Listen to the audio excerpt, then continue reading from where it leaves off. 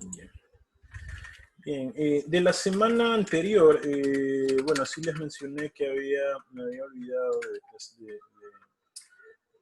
de tratar esto del estándar TIA 942.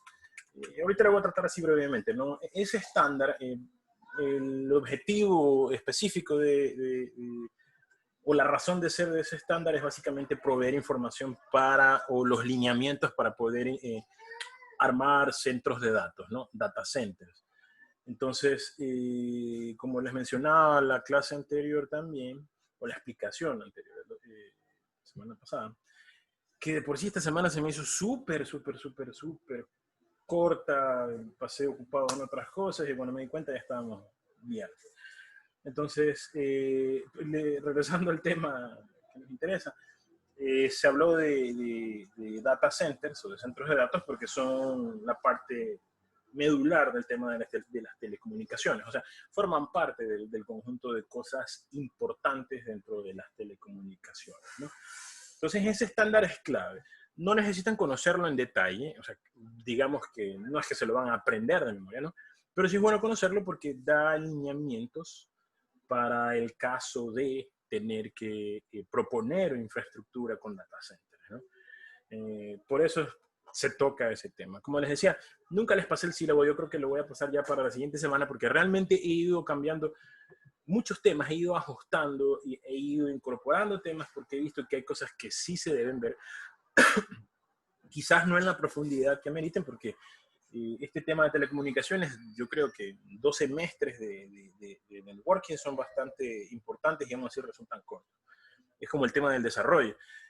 Pero es un tema que a mí me gusta muchísimo, que está dentro de mi experticia, el tema de telecomunicaciones, así como el de sistemas operativos. Nunca me ha tocado dar todavía ninguna materia de sistemas operativos. Yo creería que el día que la dé me va a faltar tiempo porque realmente es un tema que a mí me apasiona muchísimo, así como el desarrollo.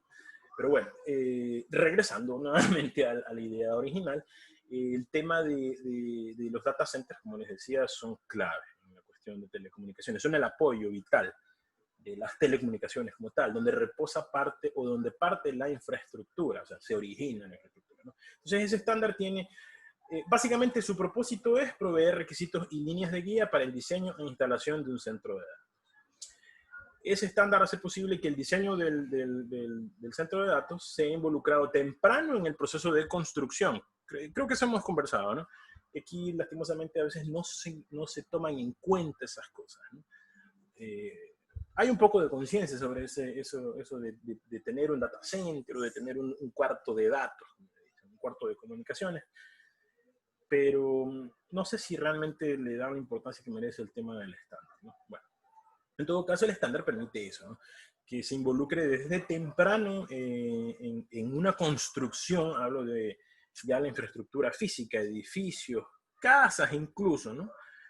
Para poder contemplar una adecuada gestión de las TICs. Entonces, en este caso, obviamente, el data center es vital que se lo contemple desde el inicio de la construcción, ¿no? Ese estándar deja un margen para planificar a largo plazo un data center, ¿no? Lo ideal es que cuando se construye un data center, sirva o dé cabida al crecimiento a futuro. Ustedes saben que vivimos en un mundo altamente,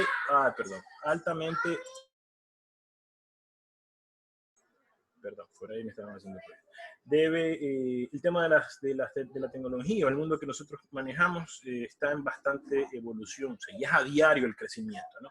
Entonces, se debe pensar en que los data centers deben crecer y trabajar a futuro, soportar lo que viene.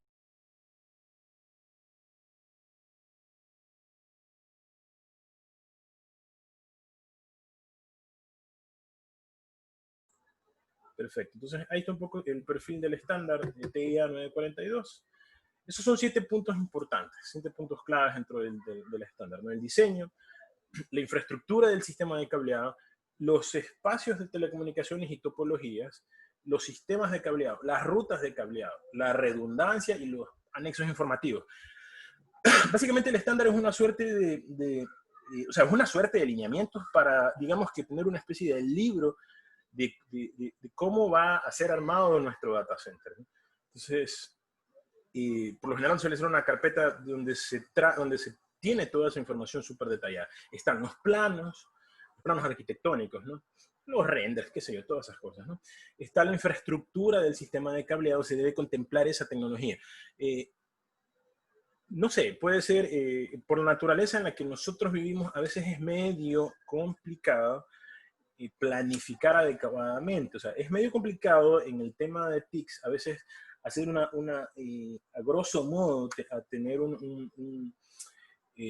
una visión general de todo el tema que se va a requerir. Es complicado, porque a veces decimos, no, vamos a tener un enlace con una fibra de esta característica, o vamos a tener este cableado de esta característica, etc. A veces lo hacemos muy al azar. Pero lo ideal es siempre planificar y contemplar qué es lo que tiene. A ver, perfecto, yo voy a tener, yo tengo estos servicios, estos sistemas o estas plataformas y yo requiero para operar adecuadamente, porque voy a poner un nuevo data center, o lo voy a cambiarme, lo voy a ampliar, digamos que he estado en un lugar donde nunca, un lugar pequeño, y ahora sí quiero tener un buen data center, entonces perfecto, yo voy a soportar tales y tales cosas, tales y tales sistemas, tales y tales plataformas, necesito tales y tales cosas, y que a futuro eso va a cambiar o va a crecer. Entonces eso es un poco tener en cuenta la infraestructura del sistema de cableado. Los espacios de telecomunicaciones y topologías, es importantísimo tener espacios adecuados para la operación dentro de un data center. Como les decía, yo puedo tener un data center en un cuartito de 2x2, pero no tengo espacio para nada, ¿no? hay espacio ni para poder entrar, ni para poder hacer cambios. Hay que tener el espacio suficiente para poder respirar, así de simple. Entonces, eso es lo interesante de ese otro punto. Los sistemas de cableado, como les decía, se debe contemplar los medios que voy a usar. Incluso puede ser un medio de gestión inalámbrica también, ¿no? Rutas del cableado, es decir, por dónde voy a llevar el cableado, por dónde va a pasar las canaletas, etc. Los temas de redundancia, cuestiones de energía, cuestiones del propio data center, tener un respaldo, que bien puede ser la comunicación con un data center alterno, ¿no? Y los anexos informativos, que es básicamente información general sobre lo que se ha hecho, ¿no? Eso es un poco lo que debí poner sobre el estándar TIA 942 la semana pasada, que yo estaba duplicada una diapositiva y nunca lo hice. No sé qué me pasó, pero me olvidé. Entonces, ahí eso es como para recapitular el tema, ¿no? Son detalles netamente técnicos, ¿no? Deben conocerlo. Ya les digo, no es que se lo vamos a ver de memoria, ni es que les voy a tomar una prueba específica de eso, pero bueno. Ojo, que también por esta semana pensé ponerles unas pruebas, pero las voy a dejar para la siguiente semana, siendo muy honesto. Entonces, voy a dejarlas para la siguiente semana, unas actividades, un par de trabajos también que hagan y unas actividades en Kahoot que las vamos a hacer la otra semana. Ojalá pudiéramos hacerlas mañana, pero por el tiempo creería que mejor la siguiente semana. Pero voy a ver cómo estoy de aquí hasta lo que queda de la medianoche. Bien. Ahora sí el tema. O sea que las va a dejar recargadas. Algo así, sí. Es que realmente he tenido una semana súper corta, no sé, se me pasó el tiempo volando. Se me pasó el tiempo volando, no sé. Ya cuando me di cuenta eran jueves 6 de la tarde, decía, uy, no he hecho lo que tenía que hacer. Entonces, a pesar de que incluso hoy día estuve un poco terminando un poco las presentaciones para hoy, que ya las tenía listas, pero bueno, tocó ir afinando. Bien. Tecnologías inalámbricas. La expansión de las tecnologías inalámbricas. Las principales razones para la gran expansión de estas tecnologías, sin duda alguna, son el desarrollo masivo del Internet de alta velocidad, el déficit de infraestructura, la necesidad de interconectar más dispositivos de forma más rápida y el despliegue de tecnologías de uso inmediato. Son 4 aspectos importantísimos en el tema de la expansión de las tecnologías inalámbricas. Hace 15 años atrás, quizás un poquito más o menos, quizás, cuando empezaba el tema del boom inalámbrico, o empezaba a meterse la cuestión inalámbrica a nivel de oficina y a nivel casero, porque ya era, bueno, el tema inalámbrico lo conocemos, viene desde hace mucho tiempo atrás, que eso es una cuestión que ya la mencionamos en otras clases. El tema radial, el tema de las telecomunicaciones como tal, se han valido de la cosa inalámbrica para poder dar servicios, ¿no? Pero no entraba a los aspectos de hogar y de oficina.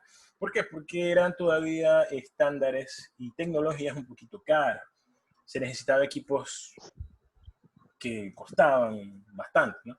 Entonces, equipos que emitan radiofrecuencia, emitan y reciban radiofrecuencia, así de simple. Entonces, no era lo mismo pasar ese soporte de esas tecnologías a un equipo de comunicaciones o telecomunicaciones que lo que ya había en la radio convencional, ¿no? Porque es distinto el esquema. O sea, a pesar de que esa es una forma de comunicación, es distinta a la forma de demodular y de demodular. Entonces, llevarlo a la cosa tecnológica, a la cosa ya hablando del aspecto informático, era más costoso. Entonces, hace, como les decía, hace unos 15 o 12 años, unos 15 o 18 años tal vez, no sé, unos 15 años. Y las primeras tarjetas inalámbricas, cuando uno se ponía a instalar una red inalámbrica, la gente no quería o decía, ay, es que es más lento. Es verdad, había problemas con el tema de las conexiones inalámbricas y eran mucho más lentos. Entonces prefería a veces la gente, yo le soy muy honesto, yo prefería a veces, para evitarme tener que estar pasando un cable, que realmente es cansado, molestoso, de todo. A uno se le pasa la vida entera cuando dice, ay, tengo que pasar un cable, ¿y por dónde lo voy a llevar? Uy, si uno se arma todo un drama con el tema de pasar un cable de red. Entonces decía, uy, no, para evitarme sudar y estar ahí estarme ensuciando ahorita con el tema de un cable, mejor me pongo una red inalámbrica o pongo un acceso inalámbrico. Entonces, pasaba eso, que uno a veces recurría a las primeras tarjetas de red inalámbricas que había, los primeros equipos, pero realmente el servicio era malo, que a la final uno terminaba pasando el cable de red. Entonces, esas cosas han cambiado a día de hoy y obviamente la necesidad de interconectar más dispositivos es lo que ha hecho que esto se reviente por completo, ¿no? Es un poco como para ponerles un antecedente del tema, ¿no? La clasificación. Hay una multitud de tecnologías que han aparecido, pero en particular se clasifican según un rango de alcance. Como les decía, hay el tema casero y oficina. Eso es estrictamente un campo de las redes de área personal, los Wireless Personal Area Networks. Entonces, son redes que permiten a los usuarios establecer comunicaciones entre dispositivos de un área reducida. Es el equivalente a una LAN, por decirlo de alguna manera, pero una LAN de no más allá de 2 metros, de 3 metros, ¿no? Entonces, hay tecnologías que obviamente también se han vuelto pioneras, que ya tenían algún tiempo, que son de bajo costo, que tienen buen rendimiento, pero que no lograban meterse porque todavía no estábamos acostumbrados a eso de manejar las cosas vía inalámbrica, ¿no? Entonces, ahí tenemos Bluetooth.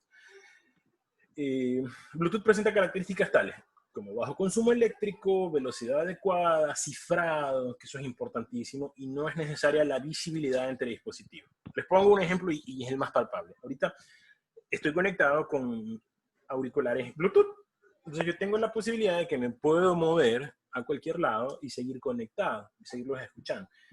Ojo, que también hay un rango de cobertura.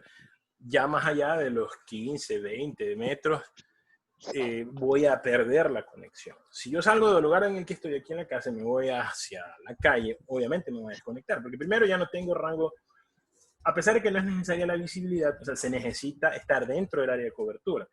Entonces ya ahí falla Bluetooth, ¿no? Pero es súper útil porque la conexión es rápida, no consume mucha energía. Los auriculares me duran 4 o 5 horas conectados, ¿no? Claro que también no paso todo el tiempo con esto porque ya empiezan a doler las orejas, ¿no? Pero eso es lo interesante, ¿no? El bajo consumo eléctrico tiene una muy buena velocidad porque ustedes me están escuchando en tiempo real, ¿no? No es que se corta la voz, no es que si estuviera en el video la típica desincronización entre el video y el audio, no, nada que ver. Y no se necesita que los dispositivos sean visibles. Entonces, esa es una de las ventajas importantes del Bluetooth, pero obviamente solamente sirve para espacios personales, para redes o lugares reducidos. No va a poner una red Bluetooth entre una casa y otra. Técnicamente no es posible. Entonces, bueno, técnicamente quizás sea posible. Lo que no es de sentido común poner una red de ese tipo, ¿no? Entonces hay varios dispositivos, hay varias formas de acceder a los servicios Bluetooth. Puedo tener audio, puedo tener datos, puedo tener un montón de cosas, ¿no? Entonces eso es lo interesante. ¿Alguien algún comentario al respecto, alguna cosa?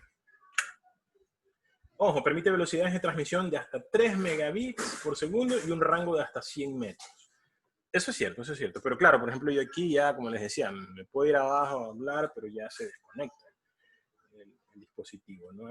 Dependiendo del dispositivo, básicamente es realmente la cobertura, ¿no? Eso. Hay el UWB, Ultra Wideband. ¿Se habían escuchado de esa tecnología? No, ya, perfecto, gracias. La mayor ventaja es que no resulta afectada por interferencias externas. Permite transferencias de centenares de megabits y rangos de decenas de metros de alcance, ideal para ambientes ruidosos. Básicamente es una red que, o sea, es una arquitectura o un protocolo o un estándar que se suele utilizar en lugares donde hay mucho ruido. Hay dispositivos que incorporan esa capacidad del soporte UWB, por ejemplo, qué sé yo, en dispositivos para monitorear niveles de ruido, por ejemplo, ¿ya? Que necesitan, aparte, bueno, tiene, digamos, tiene su sensor para medir los niveles de ruido, pero aparte necesita del mecanismo de conexión que no consuma tanto y que permita transmitir esa información. Bien puede ser wireless, bien puede ser, por lo general tiene su dispositivo wireless, ¿no? Pero esos aparatos, esos dispositivos o esos sensores, también en su, digamos que su tarjeta inalámbrica, su dispositivo inalámbrico, también da ese soporte o incorpora esa tecnología UWB para poder soportar ese tipo de ambiente. No es muy común realmente, pero hay ciertas cosas. Cuando uno compra un aparato, lo que regularmente se debe hacer es ver qué estándares soporta, ¿no? Lo que hacemos la mayoría es que no leemos nada. Pero yo a veces soy medio maniático, medio temático con algunas cosas y bueno, si me tomo la molestia de ver, este soporta el estándar tal, así me va a servir para lo que va a hacer. Entonces sí hay equipos que sí lo traen. Soy muy honesto, en particular no he visto aquí equipos que soporten UWB. Cosas específicas tal vez, pero personal no. Ahí viene otra tecnología para redes personales, de área personal, Zigbee. Zigbee es una tecnología de bajo costo. Se utiliza regularmente en la domótica. Aquí están muchos los dispositivos, los sensores para domótica. Se me escapa focos inteligentes, que muchos de ellos traen ese soporte de Zigbee. No es una tecnología muy buena, lo reconozco. Hay dispositivos que funcionan pésimo en Zigbee. Por ejemplo, yo tengo una cámara por ahí, un foco cámara, que realmente es un desastre. Es un desastre porque no incorpora su propio mecanismo de conexión y red y tiene Zigbee. Y es realmente un desastre ese aparato porque no consume mucha electricidad, es cierto, mucha energía, pero es desastrosa la transferencia de la información, o sea, el video es malo. Debo estar conectado al propio aparato para poder ver qué es lo que está pasando. Pero si yo le pongo que envíe señales a otro lado, es realmente un desastre. Y por eso lo desconecté, porque definitivamente no me servía para nada. Entonces eso fue un error de novelería, porque por novelero compré ese aparato porque quería ver qué tal era el famoso Zigbee, y resulta que es un desastre. Bueno, esa es mi experiencia, mi mala experiencia. De pronto sí es una buena alternativa, pero es no es para una cosa comercial.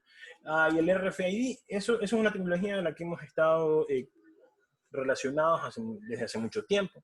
Los controles remotos funcionan, los más viejos funcionaban con RFID, muchos ya incorporaron láser, pero nuestros teléfonos, bueno, yo sí vengo de esta generación un poquito más atrás que la de ustedes, entonces sí alcancé a tener un teléfono con soporte de radiofrecuencia, entonces con RFID, era súper interesante hacer transmisiones vía RFID de música, por ejemplo. Entonces era súper interesante, pero eso ya cambió. ahora, y es básicamente usado en los lectores de código de barras, regularmente lo encuentran. Si van a un supermercado, lo que tienen ahí es un lector de código de barras que utiliza RFID, radiofrecuencia. Entonces, con eso se escanea y se consume información, ¿no? Pero obviamente tecnología para uso en espacios ultra reducidos, ¿no? Aquí viene otra clasificación, ya vimos el WPAN, ahora está el WLAN. Esto sí lo conocemos de sobra, ¿no? Wireless Local Area Network, redes locales, redes de área local inalámbricas. Eso lo conocen de sobra, de qué se trata.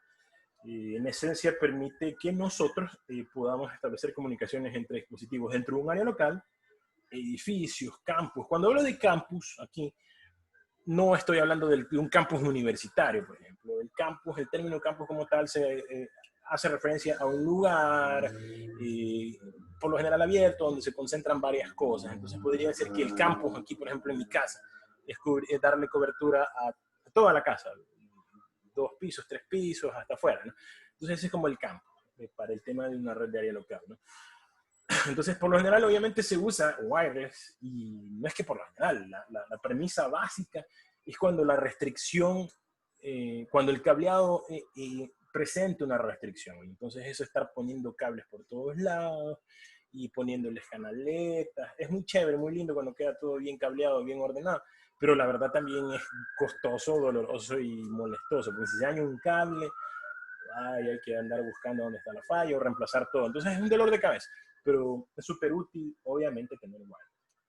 Y de ahí, aquí dentro de las WLANs, está la tecnología que más conocemos y con la que tenemos contacto ya, así mismo, hace unos 10, 12 años, de manera totalmente inherente. Damos por sentado que si un dispositivo no soporta wireless, no nos va a servir.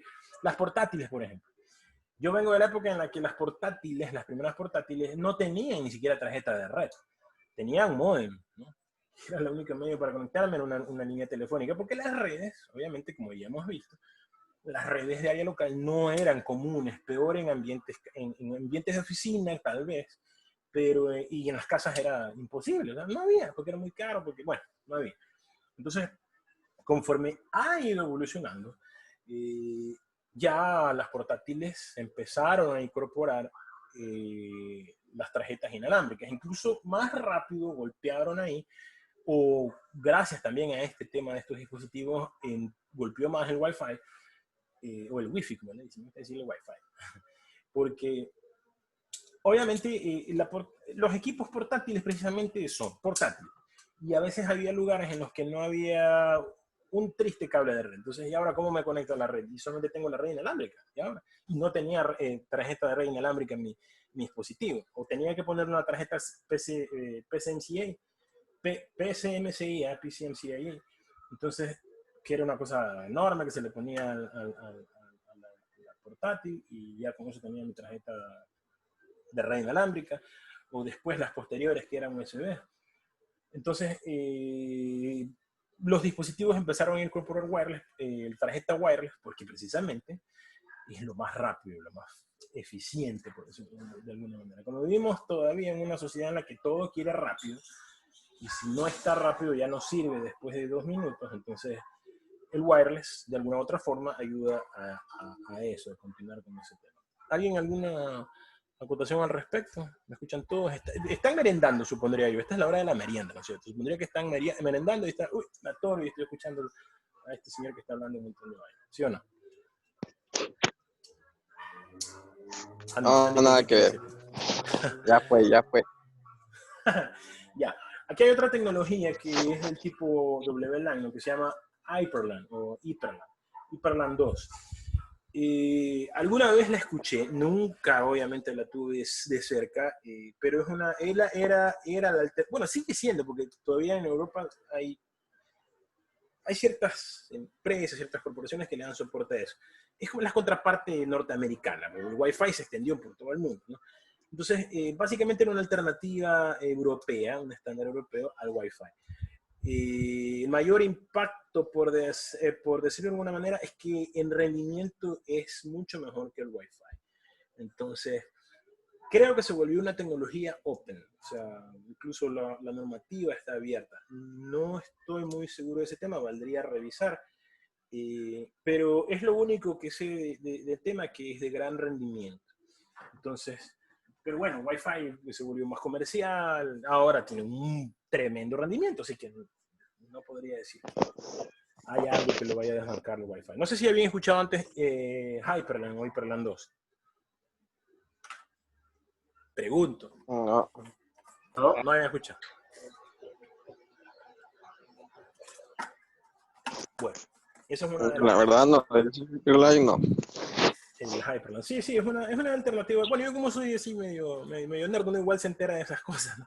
Pero nunca la tuve, nunca he tenido la posibilidad de haber usado. Pero eso es lo que conozco, ¿no? Entonces vale mencionarla porque forma parte del tema de las WLAN. Entonces, si les estoy hablando de telecomunicaciones y que no les haya hablado al menos de eso, van a decir, uy, ¿qué es que les ha enseñado? ¿De qué les vino a hablar este tipo? Bien, de ahí viene otro tipo, otra clasificación, que son las WMAN, el Wireless Metropolitan Area Networks.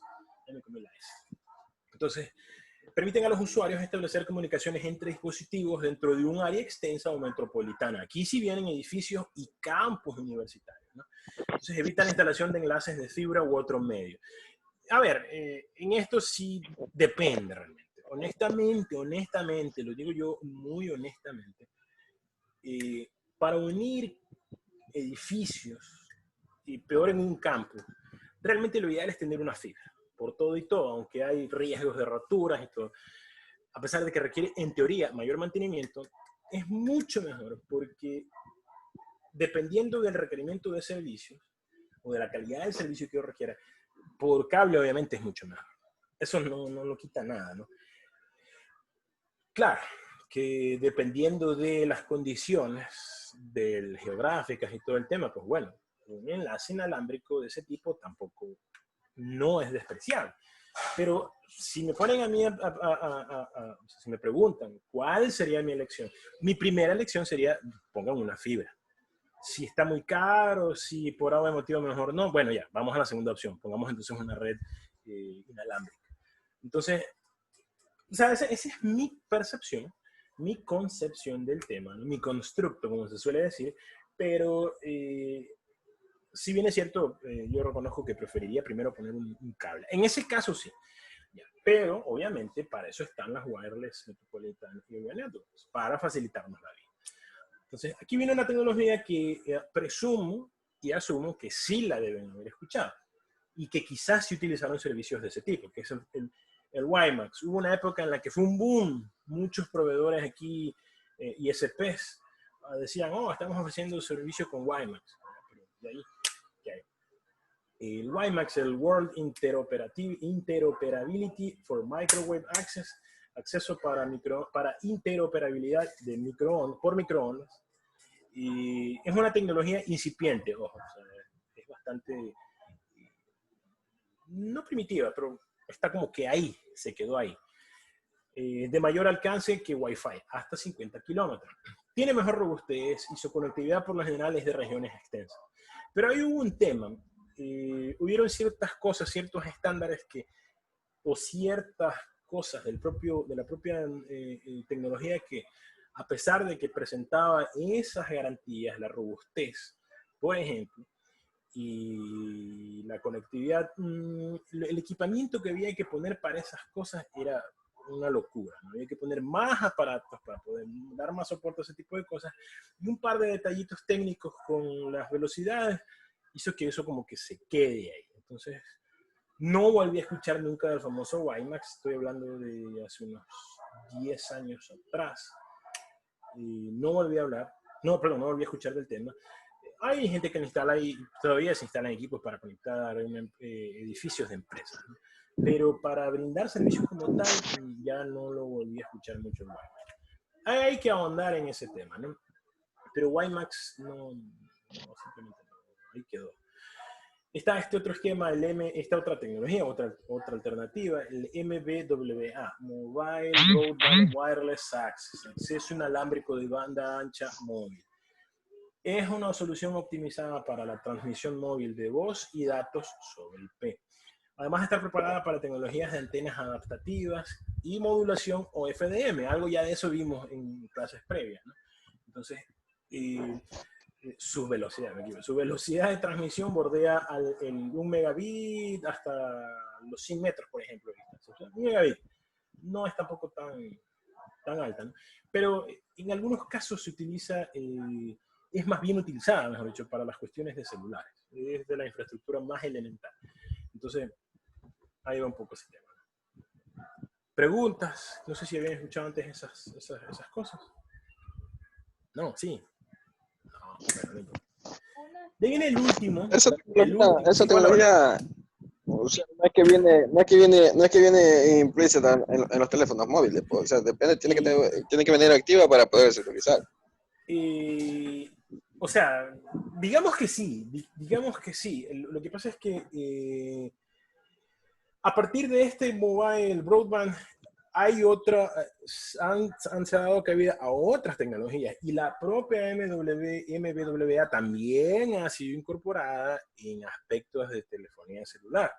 Entonces no es la tecnología primaria, porque hay otras tecnologías que están sobre eso, pero como decía, o sea, da soporte a algunas de las cosas que hay en el tema de la telefonía móvil, ¿no? Porque precisamente la telefonía móvil no es más que comunicación por radio, básicamente. No es como alguna vez, hace años vi en un programa de televisión, donde afirmaban que la telefonía celular era con celdas satelitales y un montón de cosas más. O sea, es realmente totalmente desatinado lo que dijeron. A día de hoy, uno que ya algo medio entiende de este tema dice, uy, no, ¿cómo no? ¿Cómo uno le dicen cualquier cosa, ¿no? Cuando uno no sabe?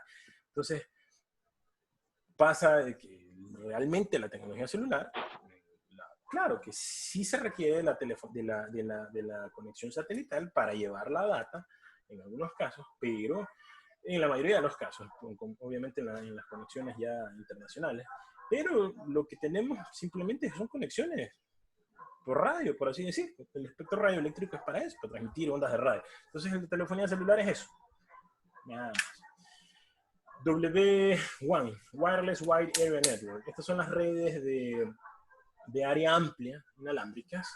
Entonces ya esto sí tiene que ver totalmente con la cuestión ya satelital, celular, que sí es cierto lo que te mencionaba Andy. Este tema del mobile broadband sí ya está un poco metido en el campo de la cuestión móvil, ¿no? Ya va para allá, un poquito más para allá. Entonces continuemos. Estas W1 permiten a los usuarios establecer comunicaciones a través de redes remotas, sean públicas o privadas. Sus conexiones son en grandes extensiones geográficas, ciudades, países, incluso siendo conexiones por satélite, mismas que según su altitud se dividen en. O sea, ya esto es netamente una cosa mucho más grande, ¿no? Son redes inalámbricas de área amplia. ¿Sí habían escuchado alguna vez esa terminología? Los GEOs, los LEOs, los MEOs y, bueno, GPS, creo. No. Gaby, creo que. GPS nomás. Ya. Sigamos entonces. Estamos bien de tiempo. Sí, estamos bien de tiempo. Bien, los GEOs son los satélites geoestacionarios. Geostationary Earth Orbit. Órbita terrestre geoestacionaria. Esos son satélites que permanecen en la misma posición en el cielo, nunca se mueven. Y son usados para la transmisión de datos y televisión digital a velocidades inferiores a los 50 Mbps. Digamos que esos son los primeros satélites que ya se utilizaron a nivel comercial y que obviamente lo único en su momento que hacían era para transmisiones de televisión y de radio. Pero más adelante también fueron usados y todavía son base, muchos de ellos, de la tecnología satelital de Internet, ¿no? O sea, entonces, son velocidades lentas, pero obviamente permiten interconectar más que lo convencional, ¿no?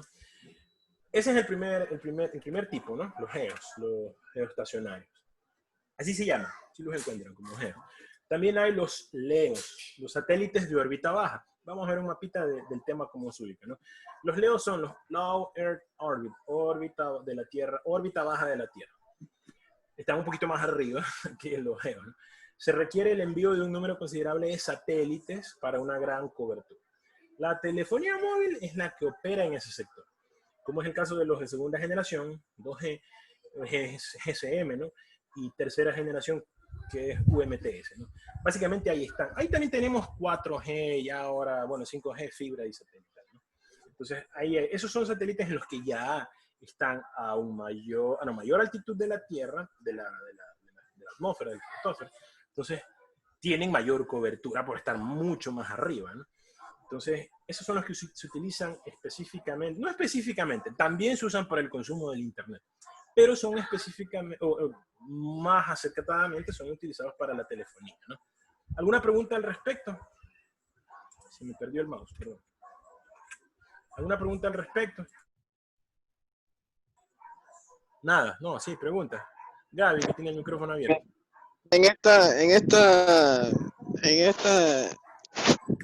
¿Cómo se llama? En estos Leo están los de seguridad también. Sí, ya más adelantito vamos a ver el tema. Hay unos que son de seguridad y otros que no. O sea, hay unos de seguridad que están en Geo.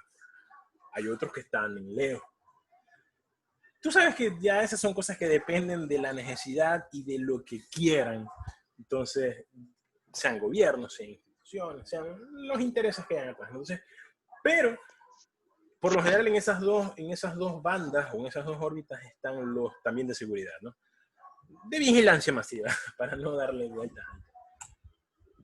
Ahí vienen los MEOS, los satélites de órbita media, Medium Earth Orbit, órbita terrestre media. Esos permiten alcanzar o enlazar, por decirlo de alguna manera, el reducido número de satélites y la proximidad a la superficie. O sea, básicamente son una suerte de enlace, una especie de switch o de hub entre satélites de una banda y los de la otra banda. ¿Ya? Porque a veces ya no necesitas poner más equipos o dispositivos de estos, sino que necesitas llevar la otra banda para nada más unir.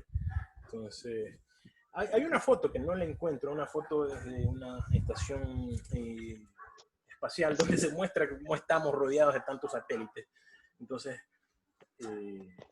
no la encontré, no la terminé de encontrar, busqué entre mis cosas y la busqué en el internet. Creo que me agarró el tiempo y no busqué bien, porque seguramente sí uno encuentra las cosas afuera en el internet, pero esta vez no la encontré. Entonces, me hubiera parecido interesante ponerla y que la vean. Pero hasta ahí creo que tienen claro los tres puntos principales sobre el tema. Estos tres, GEOS, LEOS y MEOS, básicamente son la cosa satelital. Vamos a ver qué es GPS, que también es una cosa satelital, pero estas básicamente son las tres divisiones principales. También está GPS, pero esas son las básicas, las más elementales, GEOS, LEOS y MEOS. Ahora ya saben, cuando escuchen GEO, un LEO, no Giovanni ni Leonardo ni nada de eso. Entonces ya saben a qué hace menciones, ¿no? Ahí está un esquema de las órbitas satelitales, ¿no? Ahí están el MEO, la órbita geoestacionaria que recorre 36.000 kilómetros, que es muchísimo. Está la órbita baja, que está por encima de la GEO, ¿no? Y ahí está la órbita media, que está un poquito más arriba de LEO. Y bueno, hay otra, la órbita elíptica. Muy pocos satélites son específicos. Ahí están concentrados muchos de vigilancia, ahí, en la órbita elíptica, porque para no cruzarse con el resto, básicamente, ¿no? Entonces aquí está el recorrido que hacen las órbitas y todo eso, ¿no? Espero que les sirva. Ahí está el tema, ¿no? GEO, la órbita es de 36.000 kilómetros, es una cosa enorme. Tiene un retardo de 0.25 a 0.5 segundos. La velocidad es hasta 155 Mbps. MEO es mucho más lento, si se dan cuenta. A pesar de que la órbita es menor, el retardo incluso es menor, por decirlo de alguna manera, que el promedio del GEO, pero la velocidad es mínima. Entonces, bueno, ahí son unas cuestiones más técnicas. Ahora han cambiado realmente, podría decirse que sí, eso es lo que se conoce como tal por defecto por ciertas tecnologías. Han cambiado eso a día de hoy, ha aumentado el tema del ancho de banda, ¿no? Pero básicamente lo otro es porque, bueno, están mucho más cerca, los GEO están mucho más cerca de la Tierra que los otros, ¿no? Entonces, los MEOs actúan como una suerte de rebote. O sea, básicamente es de paso. Entonces, solamente requieren dejar pasar información. Entonces, tiene algo de sentido, ¿no? Perdón. Tiene algo de sentido porque a la final, si uno quiere repetir la información, no necesita muchísimo ancho de banda. Lo único que necesita es poner un dispositivo que repite y se acabó el problema. Que amplifique. No pasa nada, ¿no? Entonces, por ahí va la cuestión. Leo, aquí está el esquema, en qué rango de distancia o altitud opera la órbita, el retardo y las velocidades. Esta es la más rápida realmente. O sea, entre lenta y rápida se maneja un poco igual que el G, pero como les decía, el MEO al final del día es una suerte de interconectar a veces los satélites, ¿no? Entonces, no hay mucho, las aplicaciones no son muy específicas. Servicios móviles por satélite, pues bueno, o sea, tenemos un montón de servicios, móvil terrestre, comunicación entre camiones, operación de trenes, vehículos de gobierno, etcétera, etcétera, ¿no? Transporte, movilidad, medios de comunicación, viajes, exploración, aventura, deportes. Ahora, a día de hoy, para los deportes extremos, altamente extremos, por ejemplo, el montañismo, el esquí, la navegación en alta mar, no usar comunicaciones vía satélite es una locura, es realmente una locura. Claro que todo va acorde a la época. Dirán, bueno, ¿cómo decían antes la gente que los primeros que se aventuraron a esas cosas, ¿no?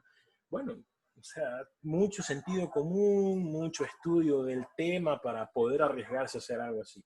Pero a día de hoy, honestamente, es una locura aventurarse a hacer una exploración o aventurarse a un deporte extremo de ese tipo de deportes si no hay una guía satelital. En este caso un GPS, ¿no? Porque realmente sería absurdo. Para extracción y perforación remota hay muchos pozos petroleros que son controlados a través de satélite. Por ejemplo, tuve la suerte de conocer a alguien que trabajaba, porque ya en esta pandemia lo sacaron de su trabajo, trabajaba en una empresa que explota pozos petroleros aquí en el Ecuador. Y ellos utilizaban el tema de la operación vía satélite de muchos de los pozos, bueno, se me escapa el nombre que ellos usan. Entonces, lo trabajaban vía satélite, ¿no? Entonces, es importantísimo por ese tipo de cosas, ¿no? Se instala la infraestructura, se conectan y luego se acabó el problema. Todo se controlaba desde lejos, ¿no? La extracción y perforación. SCADA, sí saben qué es SCADA, ¿no?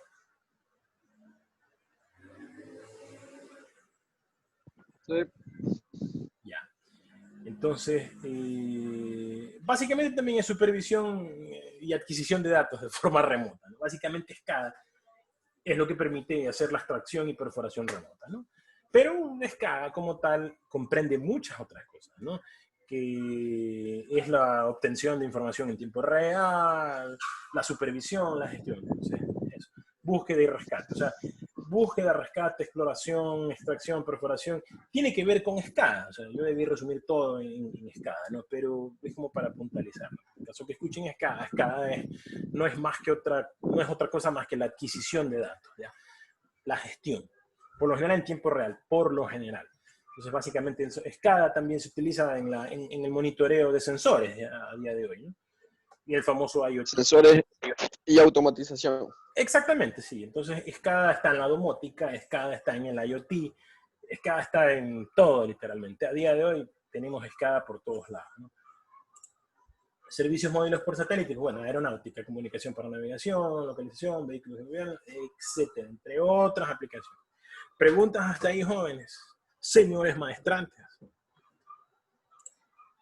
Negativo. Yo creo que las chicas o están merendando o las tienen de castigo haciendo la merienda. Sí, están dormidas. Bueno, no importa. Entonces, sigamos. Este es un esquema general de cómo operan las redes, ¿no? Los tipos de redes que hemos visto. Inalámbrica, WPAN, Y sus rangos de cobertura, ¿no? WLAN, WMAN, WWAN. Ahí están los estándares. Ay, perdón. Los estándares. WPAN soporta Bluetooth, tiene UWB, Zigbee, RFID. WLAN tiene 802.11a, B, G. Ya vamos por la E, creo, F. Hyperland, WiMAX en WMAN, WWAN, GSM, GPRS. Todo esto ya es tecnología celular. Obviamente el rango de cobertura es mayor, ¿no? La velocidad también en WPAN es reducida. WLAN es medio alto. Puedo tener velocidades bajas. También puedo llegar a velocidades altas, al límite, 54 Mbps. Ahorita se quiere llegar a los 128 Mbps, que es bastantísimo. Es un error local.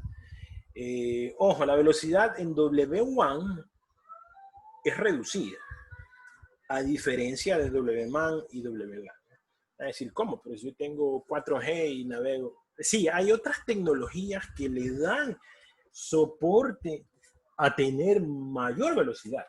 Pero si se le quita todo eso y nos quedamos con lo elemental, o sea, el nivel de transmisión en cuanto a velocidad es bajo. Entonces, en teoría no me sirven.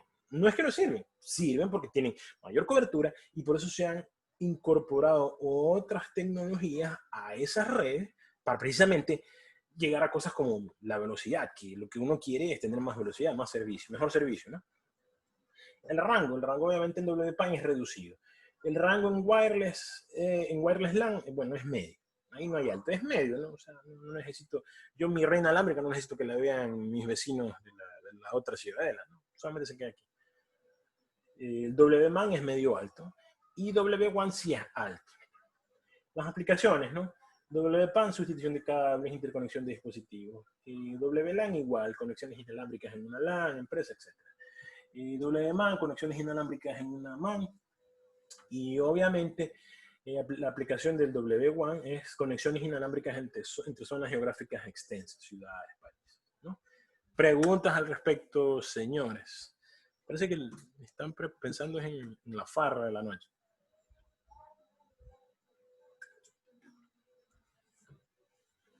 ¿O me equivoco? Ahora sí viene GPS. ¿Alguien que de pronto me ayude a leer esa parte?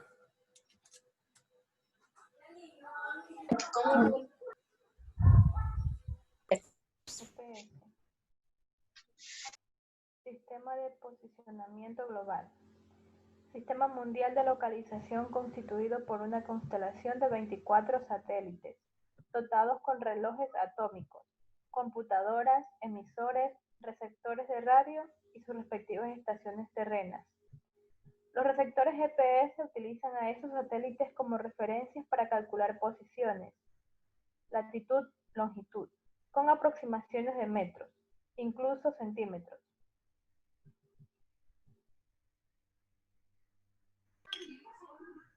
Sí, así es, Gaby, sí. Los receptores GPS han disminuido su tamaño y costo, haciéndola accesible para cualquiera al día a día de hoy. El servicio gratuito de Navstar puede ser accedido por cualquier civil, con ciertas limitaciones.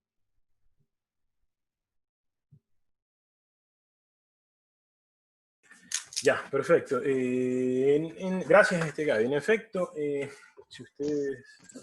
Ay, perdón, regresamos a lo que está acá.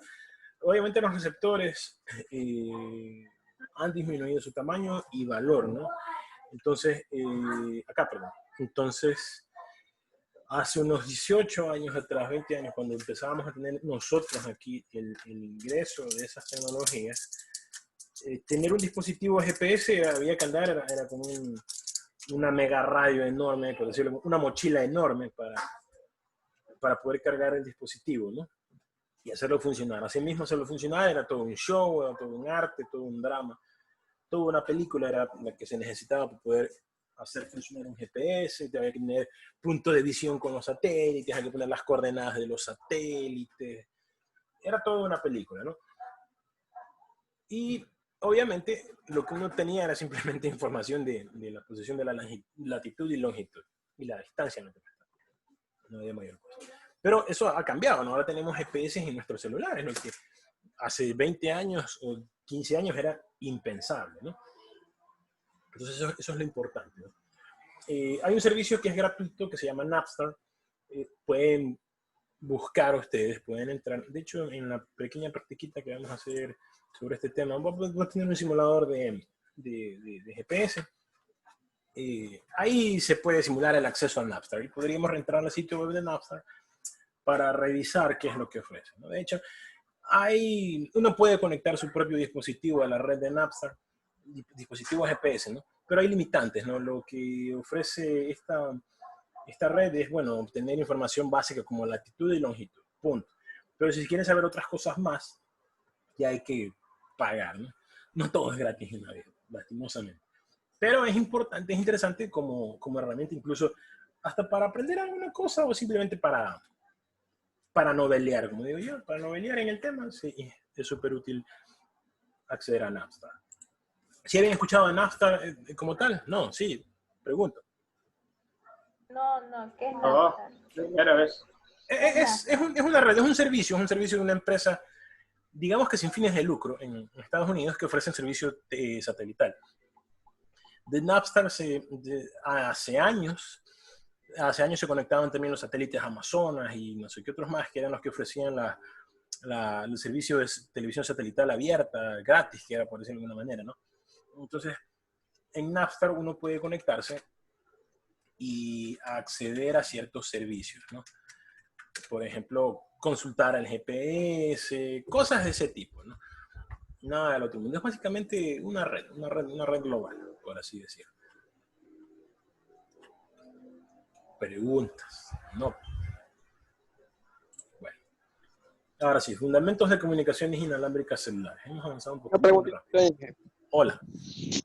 Sí, al momento, por ejemplo, en una aplicación que se necesite habilitar el GPS o que se necesite el GPS, por ejemplo, qué sé yo, para un rastreo vehicular o lo que sea y todo. ¿Se puede uno conectar a este tipo de servicio? Porque por lo general lo que se hace, bueno, es que uno se baja o se contrata o se paga por los mapas GPS de cierto servicio, de cierto servidor, pues, ¿no? Claro. Pero en este caso, solamente es de Estados Unidos, se puede en cualquier lado, o sea, aprovechar hasta solamente la versión libre que es. O sea, mira, hasta hace unos años, hasta antes de la restricción de los satélites Amazonas y todo eso, ellos tenían un sitio, te digo porque aquí también anduve en esas novelerías, ¿no? Entonces, sí podías acceder, te creabas tu usuario, tu clave y podías acceder a ciertos servicios, ¿no?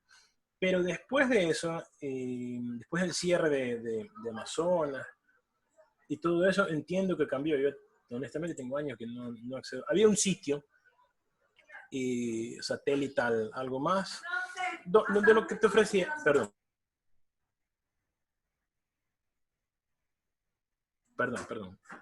Entonces, donde lo que se ofrecía era obviamente el acceso a los servicios de Napster. ¿Cómo ellos accedían a Napster? Honestamente no lo sé. Supongo que tenían contratado su enlace o alguna cosa de ese tipo. A lo que voy es que para usar los servicios de Napster debes recurrir a sitios de gestión satelital que te ofrezcan ese servicio. En el internet se puede buscar sobre ese tema. Te ofrecen estoy hablando ya en pasado, ofrecían ciertos servicios que eran gratuitos, ¿no?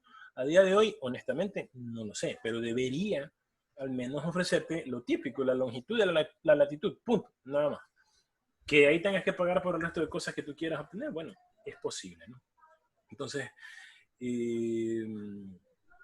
o sea, a lo que voy es que si requieres acceder ya para meterte ahorita en esos enredos, honestamente, es mejor utilizar servicios que ya tienen sus propias infraestructuras. Google, por ejemplo, que Google es el gran hermano uno de los grandes hermanos que tenemos nosotros en el Internet, pero lastimosamente es lo que hay, ¿no?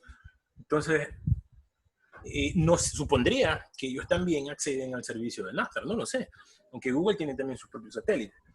Pero, o sea, Napster como tal es una red, es un servicio que por ahí te puedes encontrar una compañía que te ofrezca, te diga, no, yo tengo servicios con Napster, ciertas cosas no le voy a cobrar porque yo también salen por Napster, ¿no? Otras cosas sí. a lo que ya quiero, a lo que voy para finalizar la idea es que, o sea, si quieres ocupar servicios GPS, pues bueno, a la final te va a tocar pagar por algunos de los tantos que hay disponibles, ¿no? Por ejemplo, el Google Maps, que ellos ya tienen sus propios sistemas, así que ¿para qué te vas a enredar? Es mi percepción, ¿no? Es mi opinión al respecto. ¿Preguntas ahí, Andy? ¿Sí o no? Sí, porque justamente sí, no hace mucho por ahí un amigo sí hizo una aplicación y justamente sí, ahí yo le ayudé a buscar por ahí el servicio de GPS y todo, más que todo era por el hecho de los mapas actualizados aquí del Ecuador y todo, porque te saben vender o te saben dar mapas, pero a nivel global, pero no aquí precisos aquí del Ecuador, pues no. Sí, así es, completamente. Entonces, bueno, pasa por eso. Continuemos, jóvenes. ¿Continuemos o no continuamos? Sí, continuemos. ¿Qué le vamos de largo? ¿Qué le vamos a meter bala hasta que salgamos de...? Perfecto. Técnica de acceso FDMA. Aquí vamos a empezar a hablar sobre la primera, segunda, tercera, cuarta, quinta generación ya de la telefonía celular. Técnica de FDMA está basada en la frecuencia tiempo. ¿Y qué es FDMA? Acceso múltiple por división de frecuencia. Tiene que ver mucho con las cosas que también ya vimos, conceptos elementales que vimos las clases previas, ¿no? Entonces, es una técnica esta, FDMA, ¿no? Una técnica de multiplexación usada en varios protocolos de comunicaciones, tanto digitales como análogas, en especial en radiofrecuencia, particularmente en la telefonía móvil y en redes GSM. Ojo, y que GSM es de segunda generación. La primera generación de la telefonía celular está un poco ligada a cosas como FDMA, pero eran transmisiones así muy rústicas, muy rudimentarias, no tenían seguridad, o sea, era una cosa elemental, era transmitir porque sí, punto. Entonces, pero las primeras generaciones, la 1G, está relacionada un poco con esta cosa del FDMA, aunque FDMA también sube a 2G, ¿no? En particular por sus mecanismos de multiplexación. El acceso al medio se realiza dividiendo el espectro en canales con distintos rangos de frecuencia, como lo muestra el gráfico que está acá, ¿no? O sea, el espectro, esto que está aquí, este espacio desde aquí abajo del tiempo hacia arriba, ese es el espectro radioeléctrico. Lo que se hace es que se divide en varios rangos de frecuencia, o sea, digamos como una especie de varios canales, ¿no? Entonces, se divide eso y se multiplexa en base al tiempo, ¿no? Lo que se pretende es que, por ejemplo, ni el amarillo interfiera con el naranja, ni el naranja con el lila, ni con azul, negro, no sé qué será eso. Bueno, el asunto es que no se interfiera. Y que incluso la división de su espacio, de su porción de frecuencia, tampoco se ve alterada por el nivel del tiempo. Básicamente en eso consiste esa técnica. Entonces, regresando acá, ¿no? Lo que se hace es que se asignan varios usuarios a esos canales sin que se interfieran, ¿no? Tiene métodos como TDMA, CDMA y SDMA. Y es de la primera generación de equipos móviles, de los años 80, de baja calidad y pésima seguridad. Entonces hay un poco para que tengan en cuenta. Ahí estamos hablando específicamente de cosas de 1G, primera generación. Técnica de acceso a TDMA. Muchas cosas tienen que ver con multiplexación, demultiplexación, cosas que ya son términos que lo hemos visto en otras clases, ¿no? Que el tema de fibra utiliza multiplexación, demultiplexación, que la emisión de radio también. Y esto tiene que ver con todo eso, porque es lo mismo al final del día. TDMA, ¿qué es lo que hace? Ahí está un poco el gráfico, se muestra, ¿no? TDMA, en cambio, es acceso múltiple por división de tiempo. Es una técnica de multiplexación que permite la transmisión de señales digitales y consiste en ocupar un canal de gran capacidad de transmisión a partir de distintas fuentes para aprovechar de mejor forma el medio. Mediante TDMA se divide un único canal de frecuencia de radio en varias ranuras de tiempo. Hay ahí D-amps, PCS y GSM, o sea, 6 amps y PCS y 8 en GSM, que es un poco lo que hay aquí. Aquí lo que se hace es que por fracciones de tiempo se abren porciones de canales, ¿no? O sea, ahí ya está contemplada las frecuencias en base al tiempo. O sea, se abre un canal de X ancho de banda durante una cantidad X de tiempo. Y por ahí van a circular X cantidad de usuarios. Asimismo, en el mismo espectro se abre otra banda, en este caso es el tiempo hacia arriba, hacia la frecuencia, ¿no? A diferencia del otro, ¿no? El otro es distinto. El otro sí va en base al tiempo, pero va ocupando en el eje X, por ejemplo, la frecuencia. O sea, perdón, la frecuencia es ocupada en base al tiempo, pero se divide en muchos más canales pequeños la frecuencia. Acá es una misma frecuencia, mucho más grande durante un mayor lapso de tiempo, ¿no? Eso es segunda generación, básicamente. Preguntas, ¿no? ¿Verdad que solamente son conceptos así muy genéricos? No estamos entrando en mucho detalle técnico, porque esto sería para un semestre completo hablar de telecomunicaciones. Pero esas son las esencias, básicamente. Técnica de acceso CDMA, frecuencia y tiempo. Ahí hay un montón de cosas más. Alguien que me ayude leyendo esta parte, que la conocemos en redes, también la conocemos muchísimo.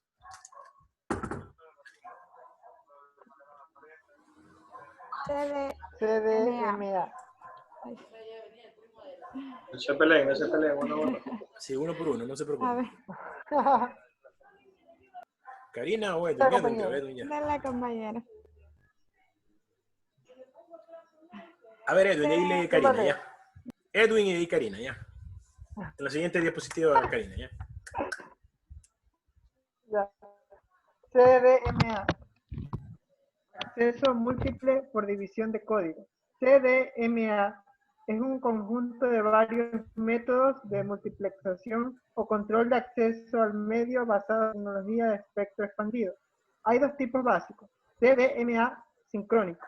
Explora las propiedades matemáticas de ortogonalidad entre vectores, cuyas coordenadas representan los datos a transmitir. CDMA asincrónico. Usa secuencias pseudoaleatorias, secuencias binarias que se usan para codificar y decodificar las señales de interés de los usuarios. Ya, perfecto. Ahí, gracias, Edwin. Y ahorita lee Karina.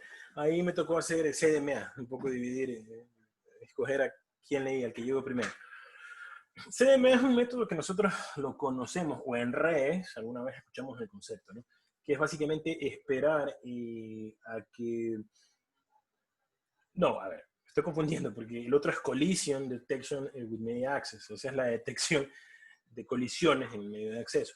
Pero un poco se parece, porque, por decirlo de alguna manera, porque al final del día lo que se espera es que en el canal no haya, para evitar las interferencias o las colisiones, o sea, se establecen rangos de tiempo para iniciar la transmisión. En CDMA, que es por división de código, lo que se hace es que se divide una porción de ese código y se lo pone en la frecuencia, para evitar que hayan así mismo las colisiones entre las demás señales que se transmiten. Pero hay dos cosas aquí interesantes, que hay el síncrono y el asíncrono. El síncrono se basa específicamente en las propiedades de ortogonalidad entre vectores. Eso es una cuestión matemática que algún rato debimos escucharla, pero básicamente los vectores son los que determinan desde dónde, o no desde dónde, sino cuáles son los datos a transmitir, o sea, en qué momento del tiempo y en qué porción de la frecuencia se va a transmitir un dato, ¿no? Básicamente eso es el CDMA síncrono. El asíncrono utiliza secuencias aleatorias, pseudo aleatorias, porque no son aleatorias netamente. Se llama PN sequences, pseudo number sequences, secuencias de pseudonúmeros, que son secuencias binarias que se utilizan para codificar y decodificar la señal. Estos son temas técnicos muy, muy, muy profundos de la gestión ya de este tipo de tecnología, que sí requieren de un análisis mayor, como les decía. Estamos tratando de que en esta cosa se vean los conceptos más generales. Lo ideal sería explorar más estas cosas para entender cómo funciona nuestra transmisión celular, por ejemplo, ¿no? Pero, regresando a la idea original, CDMA básicamente lo que hace es esto, lo que yo les decía, ¿no? Dividir en porciones más pequeñas, tanto en espacio y en tiempo, por dónde va a pasar una información específica, ¿no? Entonces, eso es lo que hace que hayan montones más de señales o de datos al mismo tiempo que lo que tenemos en las otras, ¿no? esa es un poco la diferencia. Pero para tener en cuenta qué es lo que tenemos. Tenemos FDMA, TDMA y CDMA. Y CDMA está ligada a la segunda y un poquito tercera generación, que realmente se queda en la segunda generación. En cuanto a celulares, nosotros sí vivimos desde la primera generación, ¿no? Ahora, a título personal, yo ya tuve un teléfono de la segunda generación, porque teníamos CDMA netamente. Hablo del año 2000, o sea, hace 20 años todavía teníamos segunda generación aquí. La primera generación estuvo unos cuantos años. Si ustedes se tomaron la molestia de leer un poquito el tema, hay muchas cosas que tienen que ver con lo que yo les pasé el libro sobre la historia de las telecomunicaciones en el país. En el año 94, en el gobierno de Sixto Durán, se apertura el tema de la frecuencia. Se da paso a que una empresa venga a instalar acá, creo que fue Ericsson, si mal no recuerdo, en conjunto con lo que fue en su momento BellSouth, si no estoy equivocado. Bueno, ahí se dio cabida al inicio de la telefonía celular con servicio 1G. Es más, voy a abrir el documento ahora para revisar, para no estar hablando en polvorosa, en vano.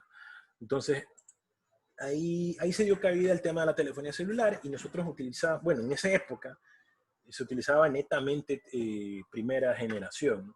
La segunda generación, que a nivel mundial ya empezó a partir del año 94, cuando nosotros aquí estábamos ya en primera generación recién, aquí la tuvimos como por el año 97, 98, si no estoy equivocado.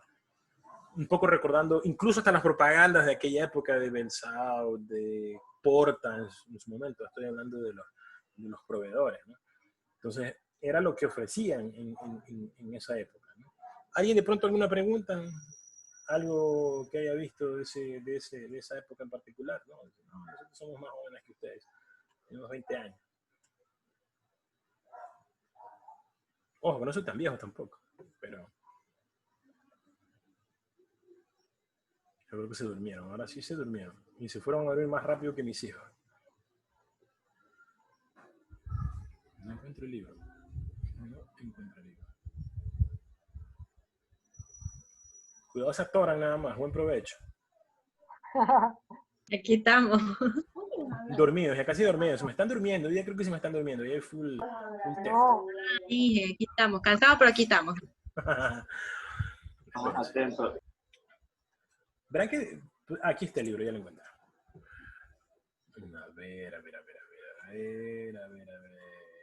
A ver, aquí está, justamente, ¿eh? Bueno, fue con ECL, OTC, bla, bla, bla, bla, bla, bla. Por aquí está, en el año 94, a ver, en diciembre de 1993, el Consorcio Ecuatoriano de Telecomunicaciones S.A. Conecel, con su marca Porta Celular, empezó a operar en la banda A. Bla, bla, bla, etcétera, etcétera. El presidente Sixto Durán Ballén suscribió como testigo de honor el contrato para la concesión a favor de Conecel. Bien, desde esa época se repartían bueno, como siempre se han repartido todo aquí, ¿no? A favor de Conecel, implementó servicios de telefonía móvil celular con tecnología AMPS. Eso es primera generación. No creo que les mencioné AMPS, porque realmente son cosas bastante ya obsoletas, ¿no? Entonces dice, por su lado, Telcel, con su marca Cellular Power, que posteriormente se denominó BellSouth, inició sus operaciones en enero de 1994 en la banda B, inicialmente en Quito y bla, bla, bla, en Guayaquil. Entonces así comenzamos con primera generación. Pero, a ver, miren, el costo de aquella época de los teléfonos era entre 350 y $1,500. Y eran unas cosas enormes. Unos aparatos gigantescos. Era una radio, literalmente, ese aparato. Entonces, y el minuto, los 100 minutos costaban $50. Solo 100 minutos. Un robo descarado. Entonces, eso era lo que tenía. Dice, y en marzo del 97, a ver, ¿cuándo comienza la segunda generación? Bueno, en marzo del 97, por ahí comienza. 98. Sí. Y luego hablan de que, bueno, es interesante este libro, les recomiendo leer, yo lo subí a la plataforma. Entonces, eso es básicamente, ahí hemos visto un poco de primera generación o segunda generación. Ahí está ya un esquema de la, Se volteó. ¿Qué hice? Ahí fue. Ya. Ahí está un poco, viene el esquema de la evolución de la telefonía celular de PCS a Internet Móvil. PCS es el Personal Communication System. Vamos a ver más adelantito un poquito de eso, conceptos muy breves. En el año 1984, aparece el primer teléfono portable del mundo, conocido como el ladrillo, The Brick. Y de hecho también lo que teníamos acá nosotros en su momento eran unos teléfonos gigantescos. Bueno, yo en el año 2000, que recuerdo que trabajaba, todavía trabajaba, ahora estoy desempleado, pero que siempre trabajé desde que estuve en el colegio, el año 2000 me pude comprar mi primer teléfono. Y era una cosa bastante grande, era un Ericsson, no era un Sony Ericsson, era un Ericsson.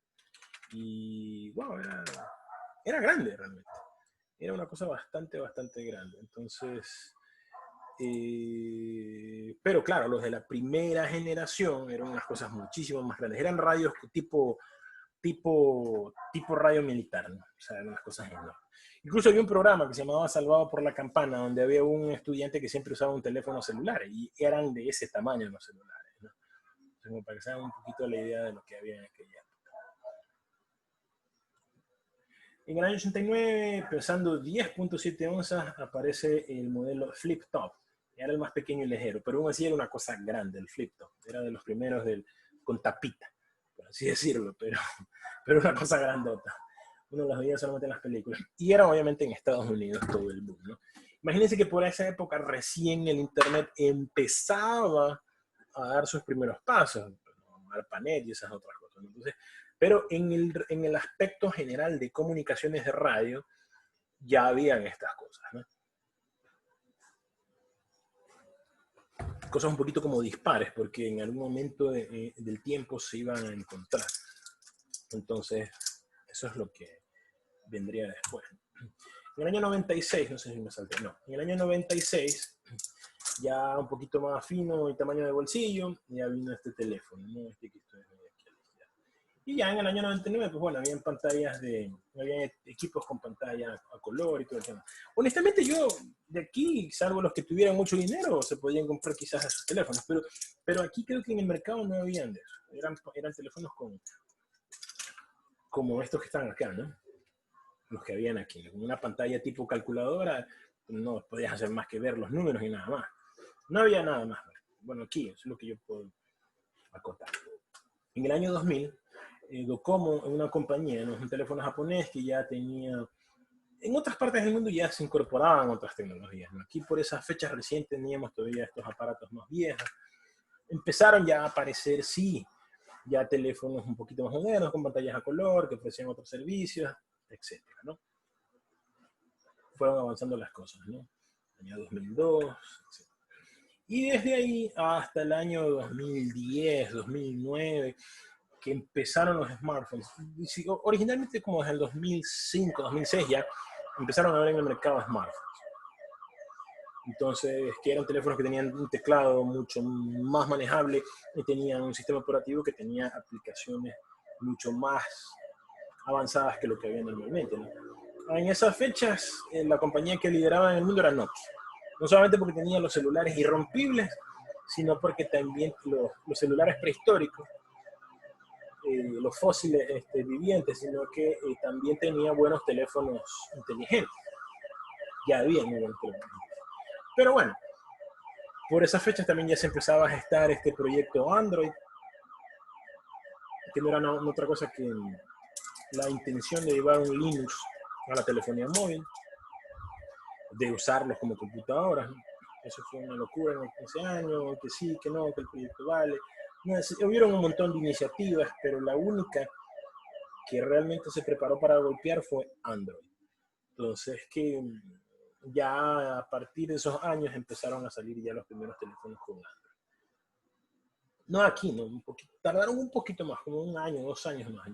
Pero ya en el 2010 oficialmente se considera el boom de los smartphones. ¿Preguntas? No, ahora sí, Karina, ayúdame leyendo ahí esta parte. GSM, Global System, Sistema Global para las Comunicaciones Móviles. Originalmente del francés, No importa. Sí, sí. es un sistema estándar libre de regalías para la telefonía móvil digital. Es un estándar de segunda generación de 2G, base de la implementación, el servicio de mensajes cortos. Emplea celdas antiguas a distintas frecuencias para repartirlas mejor. Frecuencias. División de tiempo en emisión y recepción mediante TDMA. Separación de bandas para emisión y recepción, entre otras características. Ya, originalmente dice del francés Groupe Spécial Mobile. Groupe Spécial Mobile.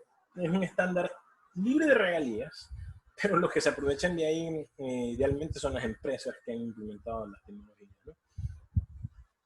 Es un estándar netamente de segunda generación, GSM. Y de hecho, y aquí a nosotros, como siempre, nos publicitan con los nombres, las marcas o los estándares que se escuchan muy bonitos. Decían, oh, tenemos telefonía celular GSM, porta GSM. Y bueno, hay una marca de una operadora que se publicitaba así. Nuestro servicio GSM, bla, bla, bla. Dice, la base de todo esto fue la implementación, o mejor dicho, su base de la explosión de la tecnología fue la implementación de los mensajes cortos, los SMS, los Short Message System. Entonces, era lo que se podía en esa época y era lo que o sea, mucha gente realmente se empezó a cambiar a la tecnología, a la telefonía celular en esta generación, aquí, porque había ese plus, y que no solamente podías llamar, sino que podías mandar un mensaje, que salía mejor, por decirlo de alguna manera, más barato, porque de pronto te costaba tanto un minuto, preferías mandar un mensaje de texto, que te costaba literalmente nada, ¿no? Y podías hacer lo mismo, o más corto. Empleaba celdas contiguas a distintas frecuencias para poder repartir mejor justamente las frecuencias, ¿no? Y utilizaba TDMA como base para su operación. Por eso es que es tecnología de segunda generación. ¿Alguien que me ayude leyendo por ahí esta? Por favor. Karina, Gabriela. GPR, General Packet Radio Service. El Servicio General de Paquetes de Vía Radio, creado a inicios de los 80, daba soportes a WAC, Web Application Protocol, servicio de mensajes cortos, SMS, sistema de mensajería multimedia, MMS. Era un servicio orientado al tráfico de datos. Tecnología orientada a radio, enlace con mayor rendimiento a la comunicación de paquetes. Usaba TDMA. Ya, si se dan cuenta, bueno, como les decía, ¿no? TDMA es netamente segunda generación, ¿no? Entonces, GPRS, que era una cosa también de segunda generación, ya daba soporte a WAP, un protocolo que se supone, bueno, dio cabida en los 80 y era específicamente para aplicaciones de radio. O sea, cuando se habla de Application Protocol, se cree mucho que era, o se tiende a confundir la cosa con las aplicaciones como nosotros las conocemos en el mundo informático, ¿no? Pero era más que nada para la cuestión del tema de radio. Incluso es una tecnología que como tardó tantos años en llegar acá, y a nosotros nos llega a la segunda generación, hubo una época en la que veíamos que nuestros celulares venían con WAP, soporte WAP y no sé qué vaina, y era todo un boom. Pero ¿qué hacíamos con WAP? No podíamos hacer técnicamente nada, por así decirlo, porque era una cosa inherente a la tecnología, o sea, te daba ya el soporte para que puedas operar aplicaciones. Y no me refiero a la aplicación del programa, sino que cosas como el envío de mensajes multimedia, el envío de los propios mensajes de texto del Short Messaging System y el Multimedia Message System, sistema de mensajes multimedia. Entonces, eso era básicamente. Entonces, esa aplicación, ese protocolo, se incorpora y se lo mejora acá para precisamente dar ese soporte a esas aplicaciones.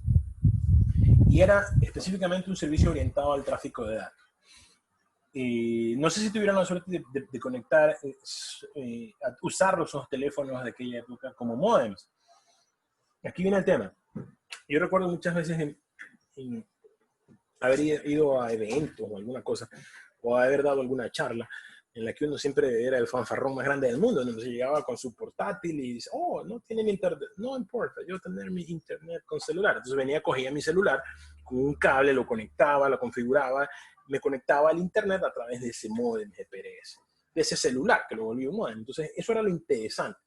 Ahí podía acceder al internet desde cualquier lugar, siempre y cuando tuviera cobertura de internet, de celular, perdón, y podía utilizar estos servicios, estas aplicaciones como tal, ya con GPRS, que era netamente de segunda generación. Preguntas. Otra vez esa alarma del rayo. Aquí si no es el vendedor de guineo, son las alarmas, son mis hijas, algún perro que ladra, no sé. Qué increíble que es. Lo interesante de las teleclases, ¿no? De las clases virtuales. ¿Preguntas al respecto de lo otro? No. Bueno, sigamos. PCS, Personal Communication Services. Alguien que me ayude leyendo esa parte, por favor.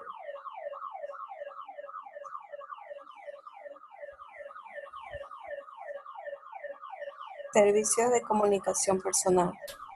Nombre dado para los servicios de telefonía móvil digital en varios países, operados en las bandas de radio de 1800 a 1900 MHz. Posee acceso múltiple por división de código, CDMA, GSM y DAMPS. Esa es un poco la arquitectura. No sé si recuerdan que aquí había hubo una empresa que, bueno, después se convirtió en CNT con la fusión de Andinatelis y Pacifictel, que era Allegro, la Allegro PCS.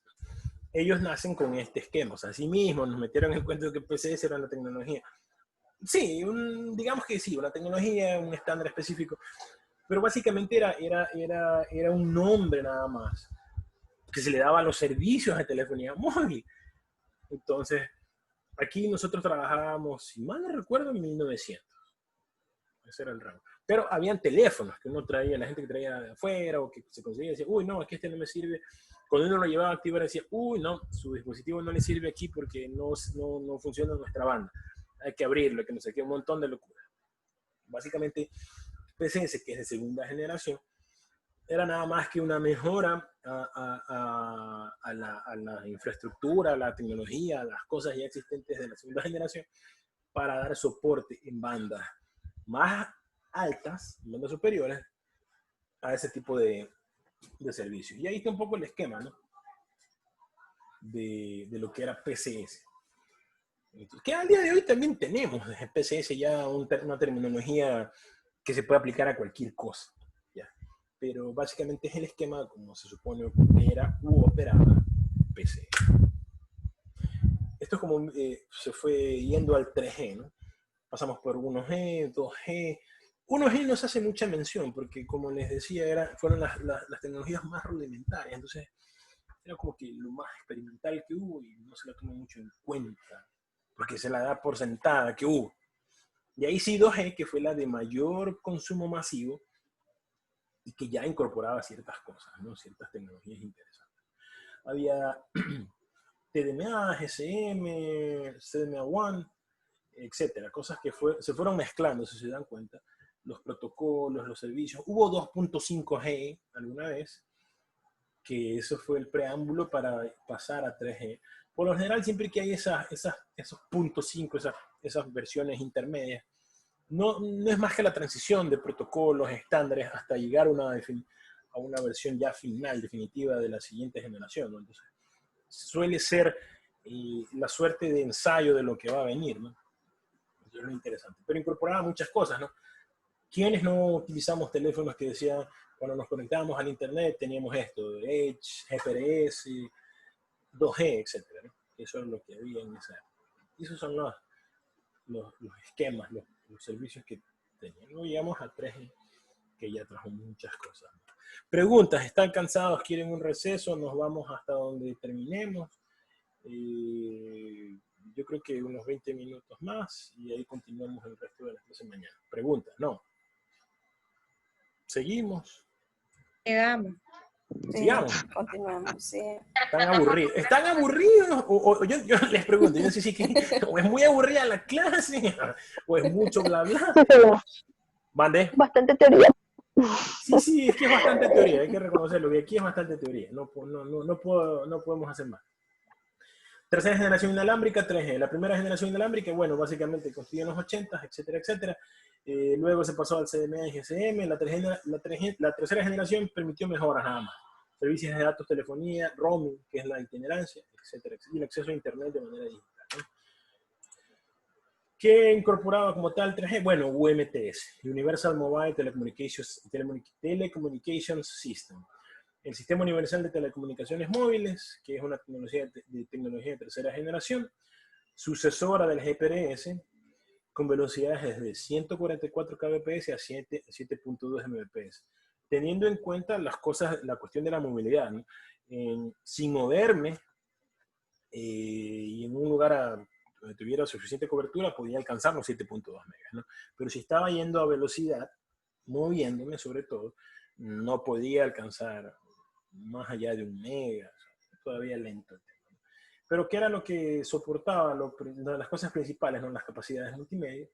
Se va mejorando la velocidad de acceso al Internet, ¿no? La transmisión de voz con alta calidad, soporte totalmente ya al protocolo IP. Ojo, que no se mencionan las otras del protocolo IP, y aquí sí se hace mención al protocolo IP.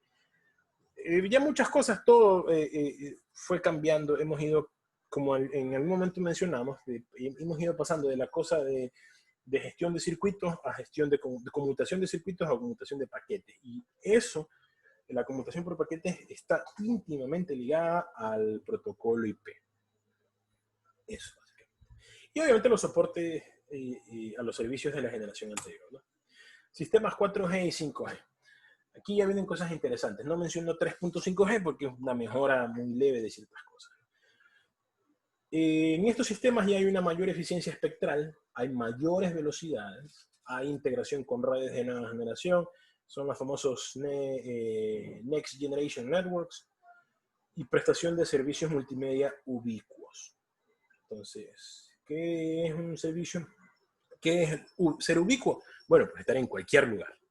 En cualquier lugar, por lo general, quizás al mismo tiempo, pero es la posibilidad de estar en distintos lugares, o en varios lugares, ¿no? No estar en una posición fija. Y seguir teniendo los mismos servicios. Eso es como funciona básicamente este tipo de tecnología a día de hoy. La cuarta generación inalámbrica, 4G, bueno, basada totalmente en el protocolo IP. Ahora todos tenemos ya teléfonos que soportan 4G. De aquí que alguien alce la mano que diga, no, mi teléfono no soporta 4G todavía, yo tengo 5G, o yo todavía me quedé en 2G, creo que mentiría, ¿no? Entonces, es lo interesante. Por ejemplo, yo haciendo un test ahorita de velocidad, fácilmente llego a los 50 megas de bajada. Y bueno, 20, 25 megas de subida, que es bastante en 4G, que es mucho más rápido de lo convencional, ¿no? Entonces, eso es lo interesante de la tecnología 4G. Como les decía, está totalmente basada en el protocolo IP, es un sistema y una red, o sea, es un conjunto de cosas, protocolos, normas, estándares, y al mismo tiempo es una red. Es ni más ni menos como el SSH. El SSH es un protocolo y es una aplicación al mismo tiempo. Entonces, 4G es eso, ya es una red y es un sistema, es un conjunto de cosas y una red. Convergen en ella tanto redes cableadas como redes inalámbricas. Redes cableadas, pues bueno, se utilizan los cables de fibra, submarinos, tenemos redes inalámbricas, satelitales, etcétera, etcétera, etcétera. Entonces, es una mezcla de todo. Las velocidades de acceso van desde los 100 megabits en movimiento y 1 gigabit en reposo. O sea, si yo estoy aquí, en teoría debería tener 1 gigabit de reposo, pero ya aquí ya me aplican restricciones, ¿no? Con una calidad de servicio de punto a punto, el famoso QoS. Ofrece servicios totalmente ubicuos, incluye técnicas de alto rendimiento como MIMO y OFDM, etc. Docomo fue la primera empresa japonesa que realizó experimentos con 4G usando tecnología LTE. Aquí también nos metieron un poco el dedo, decían que tenemos la tecnología 4G LTE. Negativo.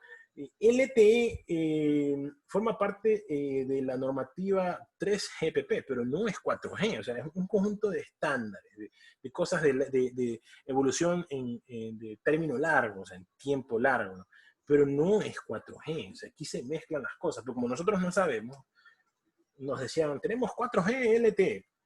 Bueno, yo también reconozco que a primera línea me dice, no, 4G LTE, hasta que uno investiga y dice, no, es que LTE no forma parte del 4G, o sea, simplemente es un conjunto de cosas, ¿ya? Que se fueron investigando, pero no formaban parte de 4G como tal, o no eran 4G. Por eso lo pongo como nota, ¿no? Dudas, preguntas, nada nuevo al respecto de lo que conocemos comercialmente, ¿no?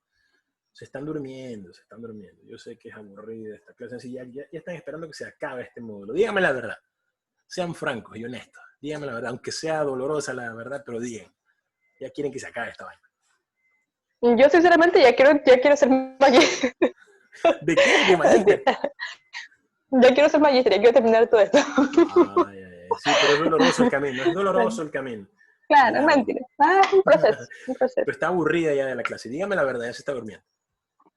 Sí, No, para nada. Estoy aquí, tranquilita, escuchando. Jugando parchís, dividida la pantalla jugando parchís y escuchando, ¿sí o no? Yo no, casi ni juego nada de esas cosas. Bueno, ya. Vamos a seguir. Quinta generación. 5G, bueno, la sucesora de 4G obviamente, ¿no? Se encuentra en etapa de desarrollo. Y ustedes saben el escándalo que hay entre China y Estados Unidos, porque China es la que ha impulsado el desarrollo de 5G. Se espera que a partir de este año se empiece el uso comercial. Se esperaba, y con la pandemia se cayó. La velocidad alcanzable será de 1.2 gigabits por segundo. Hay estimaciones de que se puede llegar a los 1.5 gigabits, son una brutalidad.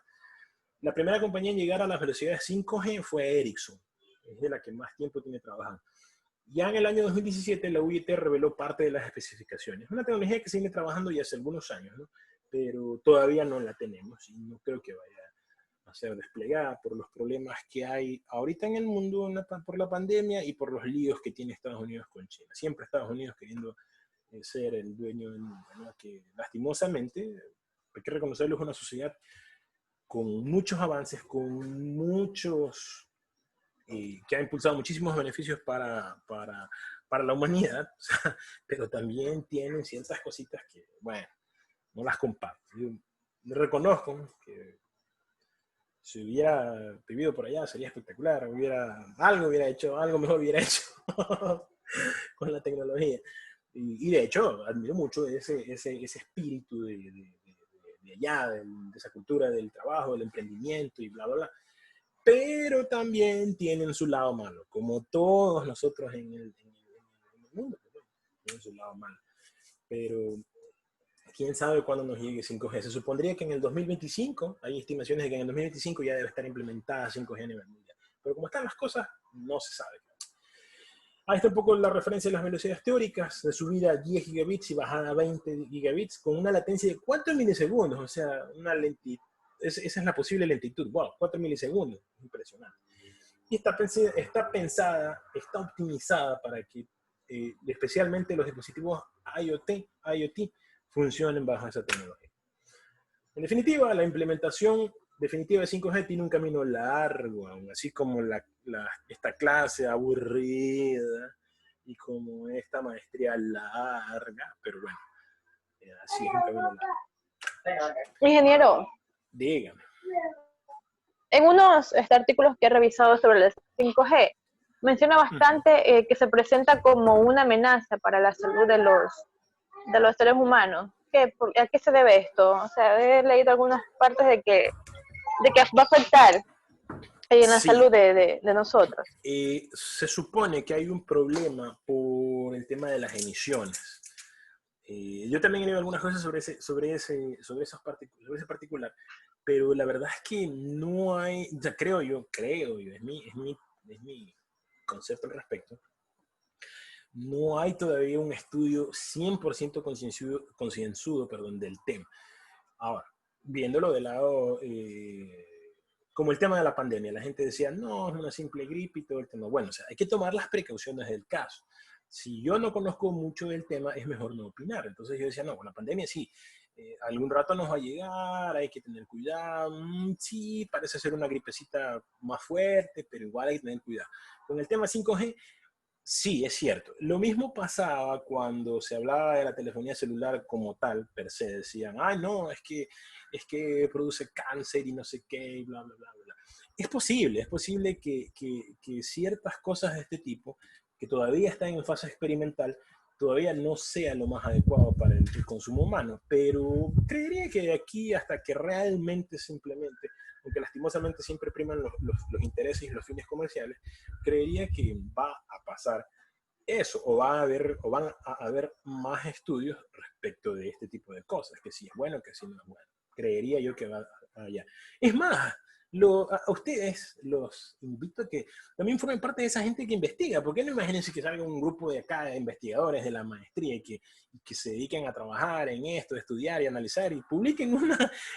No, puede sonar chistoso, ¿no? Pero ¿por qué no? Que publiquen información, estudios sobre el tema. No, nosotros decimos que 5G no va a tener problemas para el consumo humano. Porque así funcionan las cosas en el mundo, ¿sí? Con la investigación. Entonces, creería que mientras más investigaciones hayan de ese tema, seguirán cubriendo y conociendo algunas cosas, lo bueno y lo malo de esta tecnología, ¿no? Insisto, o sea, a día de hoy, si me pregunta, creería que sí. Es posible que sí hay alguna afectación, pero en general no. Hay que esperar mejor que el tema sea más... Una hora. Una hora. Se dice, uy, no. Que hay que esperar más, no solo una hora, hay que esperar más. Hay que esperar más de una hora para saber si realmente esta va a ser buena o no. Entonces, por ahí va un poquito el tema. Gaby, ¿alguna otra pregunta? Yo creería que nos quedamos hasta aquí. Porque aquí vienen otras cositas que quiero tocar mañana y terminar. Si arreglo unas cosas de QoS hoy, creería que el módulo lo estamos terminando mañana. Y de ahí, si nos queda un poquito de tiempo mañana, y si es que trabajamos el domingo, que creería que sería buena idea trabajar, salvo lo que dispongan las autoridades y lo que quieran ustedes, que van a decir, no queremos clases, podríamos iniciar ya las practiquitas con Radio Mobile y todas esas cosas el día domingo, si no los dejamos para terminar el viernes y sábado. Y ahí cubrimos el módulo. Preguntas hasta aquí. Estamos bien. Yo sé que ha sido súper aburrido. Lastimosamente, esta vaina es así, es aburrida. A mí cuando yo también hice mi maestría y he visto cursos de telecomunicaciones, realmente todo es así, es pura letanía teórica. Es una cosa súper aburrida, pero ni modo. Mientras más se lee, más se aprende, lastimosamente. Preguntas al respecto. Yo tengo una pregunta acerca de 4G y LTE. Es que no me quedó claro que tú dijo que no era... A ver, LTE se vendió como que también formaba parte, o era 4G. Se decía que hablar de LTE era lo mismo que hablar de 4G. Negativo. LTE es un conjunto de... eran trabajos, realmente eran cosas experimentales que no eran 4G. O sea, era un conjunto de protocolos, de estándares, de explicaciones que se estaban analizando y se siguieron analizando y que muchas de esas cosas se utilizan en 4G. Pero LTE, como aquí se decía, con tecnología 4G, LTE, negativo. O sea, 4G es toda la cuarta generación como tal. Y LTE no tiene que ver directamente con 4G. O sea, LTE no es 4G. No sé si ahí le queda clara la aclaración, pero no hay que confundir. LTE sí es un subconjunto de cosas que sí están relacionadas con 4G, pero LTE purito no es 4G. Aquí a nosotros nos decían 4G, tenemos nuestro servicio, estamos mejorando nuestra red 4G LTE. O sea, ni de chiste. LTE, como les digo, es un conjunto de cosas que forman parte de 4G y unas cosas que no se usaron en 4G, pero no es 4G. No sé si le queda claro, ¿verdad? Sí, ingeniero, sí. Chévere. ¿Alguna otra pregunta, jóvenes? Creo que nos quedamos ahí. Ha sido suficiente charla por el día de hoy. Es más, los aburrí de largo. Entonces, si no hay más preguntas, verán que no les he puesto pruebas esta semana. Verán que no les he hecho ninguna otra vez más, pero ya les voy a poner para la siguiente para que se diviertan. Y así vamos a terminar, mejorar la cosa del Kahoot y hacer unas dinámicas ahí con ustedes y terminar. Esto voy a hablar se les va a hablar del Internet porque tiene que ver con telecomunicaciones como tal, y de QoS como un mecanismo para que se pueda usar, no es que se pueda usar, es que se usa para mejorar las comunicaciones, que no es parte directa del tema como tal de telecomunicaciones, pero o sea, sí está relacionada, ¿no? Sí, creo que vale la pena mencionarle un poco a la brevedad sobre QoS. ¿Preguntas? Ya creo que hasta se durmieron o se fueron de paseo. Se No, aquí alistaron estamos para escuchando. la reunión virtual con sus panas. Telechupa le Preguntas. dicen ahora. ¿Cómo? La telechupa. Ah, sí. Verdad, así le dicen ahora, la telechupa. Entonces, no sé, preguntas, jóvenes, perdón, ahí con ese fondo virtual que como que me estoy perdiendo. En ese fondo virtual. Preguntas, jóvenes. Preguntas, nos quedamos hasta ahí. Ya no creo que quieran quedarse hasta la medianoche con lo que hace falta. Ya mañana descansen. Y preguntas nuevamente, jóvenes. No, sí.